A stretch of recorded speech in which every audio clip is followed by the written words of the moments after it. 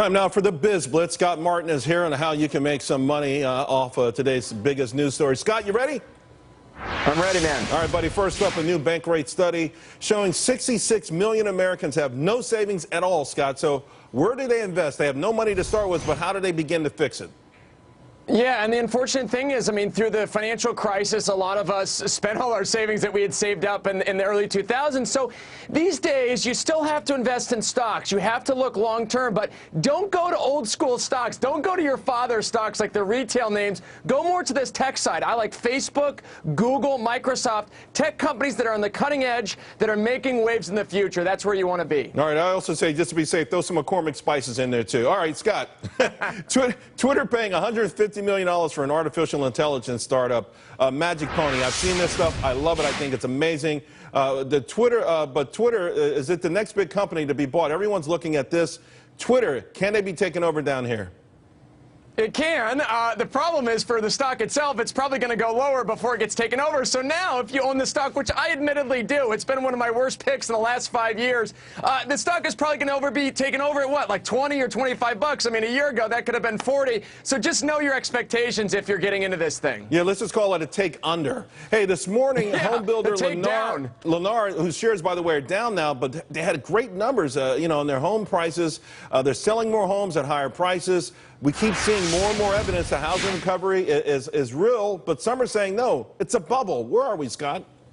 It feels a little bubbly. The housing recovery is here, Charles, but it's in certain areas. And to me, that's something that's going to be worked out. I mean, we have record low interest rates. Banks are extending financing again. So just be careful if you're wading into, say, the housing flipping market. Scott, the market's in a sideways pattern here for a long time. We get up to these resistance points. We don't break out. We come down. We look like we're going to fall apart. We rebound. How does the average person handle this, navigate this market right now? I'd pick your spots. I wouldn't chase stocks. I wouldn't chase things like gold on big up days. I mean, today's a day that you could get some gold with it down about 1.5%. But pick your spots and be patient because the market is giving you opportunities because it's not going to take off on you. Brexit is the big story of the week. I know a lot of Wall Street guys think it's much ado about nothing. It could even be Y2K all over again. But worst case, best case scenario with this Brexit thing.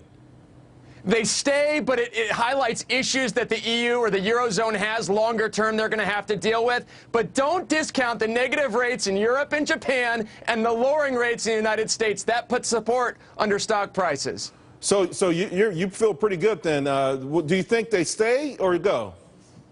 I think they stay. I think the vote comes down to when you want to actually go cast that poll and say, do you want to stay or go?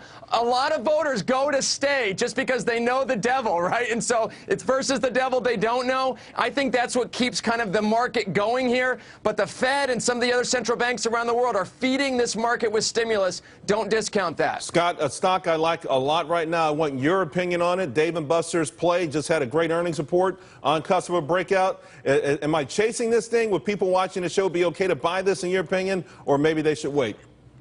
Dave & Buster's is interesting. Great franchise, great place to be. Lots of fun there. I've had a lot of fun with my kids there. But I'll tell you, Charles, it's tough when you're going direct to the consumer like that on kind of the retail side. So on a breakout, I think it's good, but I temper expectations for the long term. All right, let's leave it there, buddy. You did fantastic. You're invited back anytime.